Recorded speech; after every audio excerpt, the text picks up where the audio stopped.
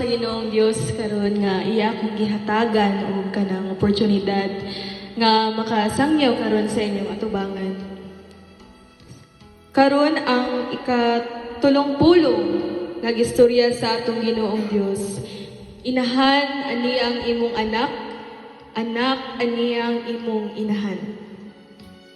So sa Station of the Cross nato nabantayan ganina no nga nahisgot nga si Mama Maria nagguol na naglantaw sa iyang anak nga giayo bugal-bugal ang kunog mga kasakit, mga samad. Kung atong hunahon dili lalim sa usa ka inahan na makita niya yung anak na nag-antos. Kita mga tao gani mga regular lang nga tao, makita taog ka ng tao or isig ka tao nato nga nasakitan, masakitan ta ug maguol ta nga maglantaw kanila. So how much more kung makita nato kini sa atong anak nga nag-antos.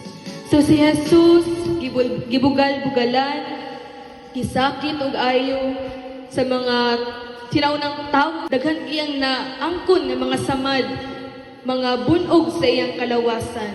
And sa ako ang personal nga kanang experience kay makita nako sa mga inahan, mostly jud sa mga inahan nga grabe jud sila mohatag og gugma sa ilang mga anak. Sa bata pa lang ang inahan mo ay gaburos, mo ay gapanganak, mo ay nag-antos sa pagbilar kay ang anak sa gigpangayugatas. Dili ganahan ang inahan nga mapaakaglamok ang ilang mga puya. Di sila ganahan nga maunsa ba mapakog or unsa ba mahitabo nga dawtan silang anak. Munang makahunaw na jud ka nga lahi ang pagmahal sa usa ka inahan ngadto sa iyang anak. Kabisan unsa ka makasasala sa iyang anak, unsa ka kabadlungon, grabe mahal ang inahan jud.